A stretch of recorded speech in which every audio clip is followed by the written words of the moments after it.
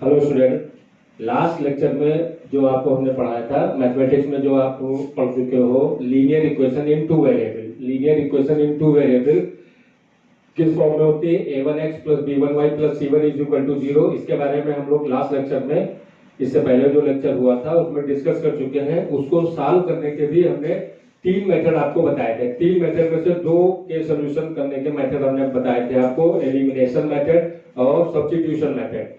Elimination और substitution method के बाद क्रॉस मल्टीप्लिकेशन मेथड, ये उस लेक्चर में नहीं हो पाया था, जिसको आज हम यहाँ पर डिस्कस करेंगे।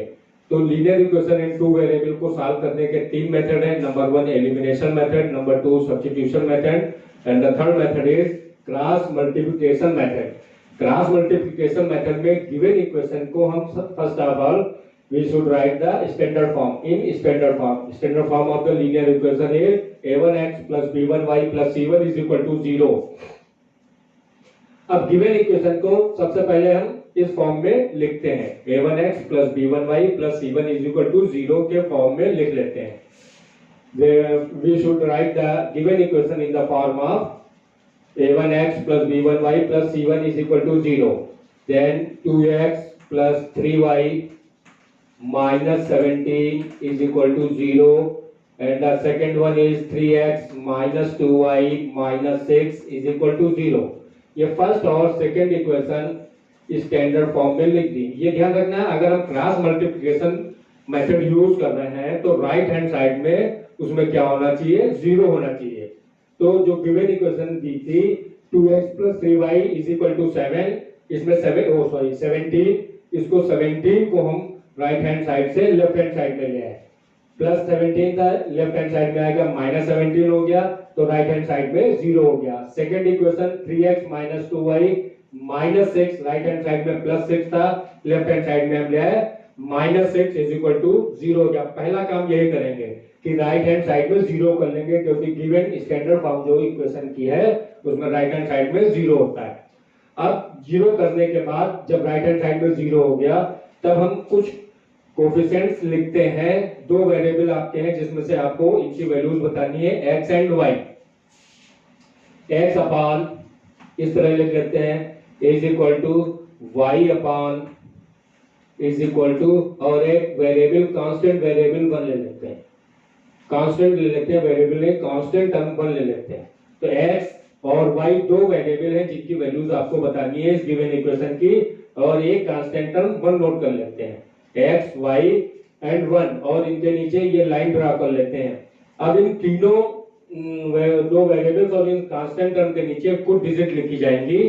इस डिजिट को कैसे लिखते हैं? जैसे x के नीचे हमें लिखना है तो फर्स्ट भी इस तरीके से इसको बंद कर लेते हैं, इसको किसी पेपर से या किसी चीज से बंद कर लेते हैं। सामने जो y और कांस्टेंट टर्म मिल रहा है इनके कोफिशिएंट लिखे जाएंगे। जैसे y के पहले +3 ऊपर लिखा हुआ है और सेकेंड इक्वेशन में y के पहले -2 लिखा हुआ है, तो इनको सबसे पहले यहां नोट कर लेंगे। x के नीचे +3 एंड -2, एंड कांस्टेंट टर्म क्या है? -17 एंड -6। ये x के नीचे आएगा। फिर से देख लीजिए, x के नीचे कौन कौन सी डिजिट्स आएंगी? जो y के कोफिशिएंट्स होंगे और जो कांस्टेंट टर्म होगा, ये x के नीचे आ गया। अब y के नीचे जब लाना है तो y को इस तरीके से बंद कर लेंगे, जो पहले पड़ेगा उसको पहले लिखा जाएगा, -17 एंड -6।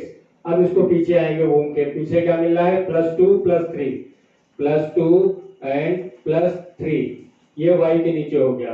अब 1 के नीचे क्या लिखना है? तो इसके लिए जो ये डिजिट्स है इनको बंद कर लेंगे। पहले जो सामने आएगा वो लिखा जाएगा, +2 +3, और y के साथ क्या लिखा हुआ है? +3 -2, +3 एंड -2। इस तरीके से ये नंबर इन दो वेरिएबल्स के नीचे और कांस्टेंट टर्म के नीचे लिखे जाएंगे। x के नीचे क्या लिखना है? इसके लिए x को बंद कर लेंगे, पहले जो मिलेगा कोफिशिएंट्स y के लिखे जाएंगे दोनों इक्वेशन से, ऊपर और नीचे। +3 -2, +3 -2, कांस्टेंट टर्म -17 -6, इस तरीके से ऊपर नीचे लिख देते हैं। y के नीचे जब लिखना होगा तो y को बंद कर लेंगे, पहले जो मिलेगा -17 -6 -17 -6, अब पीछे आएंगे +2 +3, +2 +3, ये हो गया। फिर जब 1 के नीचे लिखना होगा तो कांस्टेंट टर्म इस तरीके से बंद कर लेंगे, डिजिट्स वाला पहले जो मिलेगा x प्लस 2 प्लस 3 और प्लस 3 माइनस 2, इस तरीके से ये लिख लेते हैं। तो x y और 1 के नीचे जो नंबर्स हमें लिखने थे वो इस तरीके से लिखे जाएंगे। ये फर्स्ट स्टेप हो गया, यहां से सॉल्यूशन आपका स्टार्ट हो गया। First step, second step, third step में इनकी मल्टीप्लाई करेंगे। x अपान मल्टीप्लाई करने का मेथड समझ लीजिए, पहले मल्टीप्लाई नीचे से ऊपर होगी, ये मल्टीप्लाई करेंगे, इसमें जो साइन आएगा मल्टीप्लाई में एक्चुअल साइन वही लिखा जाएगा। माइनस माइनस की मल्टीप्लाई प्लस हो गई, 17 टू द 34, ये प्लस 34 हो गया, मल्टीप्लाई देखिए minus minus plus 17 two the 34। अब ऊपर से नीचे मल्टीप्लाई करेंगे और इसमें जो साइन मल्टीप्लाई में आएगा उसका अपोजिट साइन लगाएंगे। प्लस माइनस की मल्टीप्लाई माइनस, माइनस का opposite sign plus, plus minus minus हुआ, माइनस का अपोजिट साइन प्लस लगा दिया। 3 6 जा 18, 3 6 जा 18 plus minus minus opposite sign हुआ प्लस, और 6 3 जा 18। सेम प्रोसेस से इधर मल्टीप्लाई कीजिए, y अपॉन नीचे से ऊपर मल्टीप्लाई माइनस प्लस माइनस 6 2 जा 12, ऊपर से नीचे multiply minus plus minus, minus plus minus opposite sign plus, 17 3 जा 51। फिर से चेक कर लीजिए, माइनस प्लस माइनस हो गया, 6 2 जा 12, minus plus minus opposite sign plus, 17 3 जा 51, and the last one is 1 upon plus plus plus 3 3 जा 9, ऊपर से नीचे multiply plus minus minus plus 2 2 जा 4।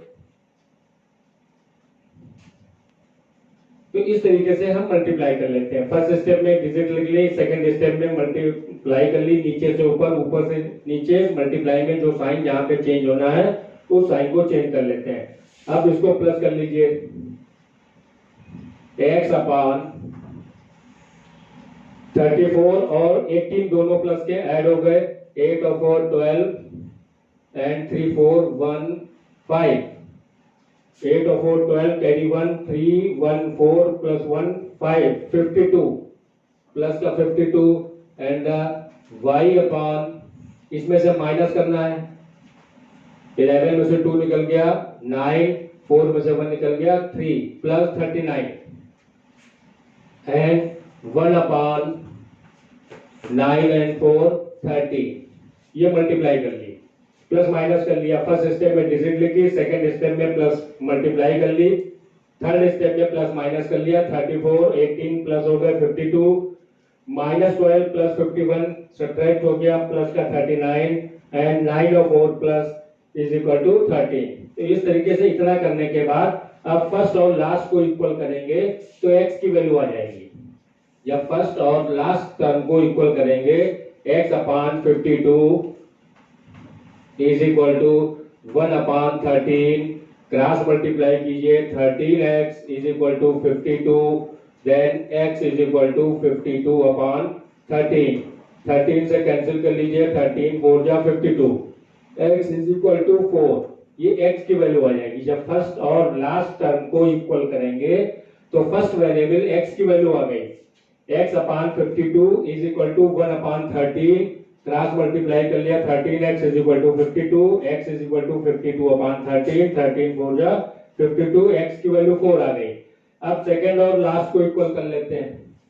सेकंड है y upon 39, y upon 39 is equal to 1 upon 30, cross multiply करेंगे, 13y is equal to 39, then y is equal to 39 upon 13, 13 1 जा 13, 13 3 जा 39, y is equal to 3, then x is equal to 4 and y is equal to 3। ये solution हो गया। ये पूरा process कौन सा प्रोसेस है? Cross multiplication method for the linear equation in two variables. तो 3 मेथड आपने पढ़े, first method elimination method, second method substitution method, और आज आपने ये मेथड सीखा cross multiplication method. Board exam में नाम से भी लिख के आता है कि इसको इस मेथड से सॉल्व कीजिए। तो तीनों मेथड आप पढ़ चुके हैं, दो मेथड पिछले लेक्चर में पढ़े थे और आज ये क्रॉस मल्टीप्लिकेशन मेथड आपने इस लेक्चर में इसको सीखा है। इसको एक बार फिर रिवाइज कर लेते हैं और इसको देखिए। सबसे पहले गिवन इक्वेशन में हम इसको स्टैंडर्ड फॉर्म में चेंज कर लेते हैं। a1x plus b1y plus c1 is equal to 0। Given equation 2x plus 3y is equal to 17। 17 को राइट से लेफ्ट ले आए तो इक्वेशन आ गई 2x plus 3y minus 17 is equal to 0। Second equation 3x minus 2y minus 6 is equal to 0। इन दोनों equation को standard form में बनाने के बाद तब हम x और y के नीचे कुछ डिजिट लिखेंगे और एक कांस्टेंट टर्म 1 ले लेते हैं। x के नीचे क्या लिखना है, इसके लिए x को बंद कर लेते हैं। सामने जो पड़ेगा पहले वो नंबर्स लिखे जाएंगे, +3 -2 +3 -2 -17 -6 -17 -6 इज इक्वल टू y के नीचे लिखना है, y को बंद कर लिया, -17 -6 पहले लिखा जाएगा। उसके बाद पीछे आएंगे x वाला, +2 +3 लिखा हुआ है x में तो वो नंबर्स यहाँ पे लिख देंगे, +2 +3। देन 1 के नीचे क्या लिखना है, 17 और 6 को बंद कर लेते हैं। पहले जो 2 और 3 मिलेगा ये लिखा जाएगा, +2 +3 और y के कोएफिशिएंट +3 -2 +3 -2। फर्स्ट लाइन में फर्स्ट स्टेप में आप उन नंबर्स को लिखेंगे जो x और x y और कांस्टेंट टर्म के नीचे लिखे जाने हैं। सेकेंड स्टेप में मल्टीप्लाई करेंगे। फर्स्ट मल्टीप्लाई नीचे से ऊपर होगी, जो साइन मल्टीप्लाई में आएगा वो लिखा जाएगा।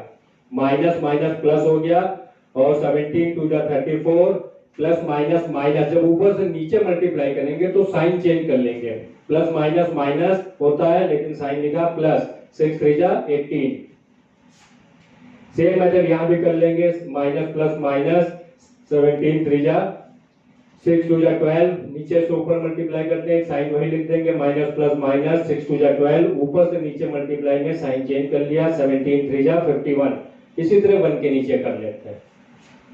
अब इसको प्लस माइनस कर लेते हैं, x/34 18 प्लस के थे, दोनों ऐड हो गए, 52 हो गया। y के नीचे प्लस का 51 है, 12 का माइनस है, सब्ट्रैक्ट हो गया 39। 1 के नीचे दोनों प्लस के हैं, ऐड हो गए, 1/13 आ गया। अब फर्स्ट और लास्ट को इक्वल कर लेंगे तो फर्स्ट वेरिएबल की वैल्यू आ जाएगी, x/52 is equal to 1/13। Cross multiply कर लिया, 13x is equal to 52, x is equal to 52/3, 13 4 52, x की वैल्यू 4 आ गई। सेकेंड और लास्ट को इक्वल करते हैं तो y की वैल्यू आ जाएगी, 13y is equal to 39, y is equal to 39/13, 13 3 39। then x is equal to 4 and y is equal to 3। ये पूरा सॉल्यूशन आपने देखा। कौन सा मेथड आपने पढ़ा, क्रॉस मल्टीप्लिकेशन मेथड। तो अब पिछले लेक्चर को और इस लेक्चर को मिला करके आपकी ये तीनों मेथड हो गए जिनकी हेल्प से हम linear equation in two variables को सॉल्व करते हैं। फर्स्ट मेथड आपने पढ़ा था एलिमिनेशन मेथड, सेकंड मेथड पढ़ा सब्स्टिट्यूशन मेथड, और आज आपने ये सीखा कि क्रॉस मल्टीप्लिकेशन मेथड से linear equation in two variables को कैसे सॉल्व करते हैं। तीनों मेथड इजी है, बोर्ड के एग्जाम में तीनों मेथड में से कभी कभी नाम लिख के भी आता है, कभी नाम लिख के नहीं देते हैं, लेकिन अगर आपको तीनों मेथड अच्छी तरीके से आपने पढ़ लिए हैं और इनका रिवीजन कर लिया है तो ये तीनों मेथड आपकी समझ में आ जाएंगे और इजी भी है। फिर जो आपको इजी लगता हो, अगर नाम से नहीं दिया गया है तो आप उनको किसी भी मेथड से सॉल्व कर सकते हैं, लेकिन अगर नाम से दिया गया है तो फिर आप उसी मेथड से उसको सॉल्व करने की कोशिश कीजिए। अगर एलिमिनेशन लिखा हुआ है तो एलिमिनेशन मेथड इजी लगता है इसलिए क्योंकि आप उसको 8th में 7th में भी पढ़ते हो, तो एलिमिनेशन मेथड प्रैक्टिस में ज्यादा रहता है। सब्स्टिट्यूशन मेथड कम प्रैक्टिस में रहता है। क्रॉस मल्टीप्लिकेशन भी इजी है, अगर आप इसको समझ में आ जाता है और इसकी प्रैक्टिस कर लेते हैं तो ये क्रॉस मल्टीप्लिकेशन मेथड भी इजी है और एक इक्वेशन सॉल्व करने के लिए आती है। इस पे बेस क्वेश्चन भी आते हैं जो आगे हम आपको नेक्स्ट लेक्चर में बताएंगे। Thank you.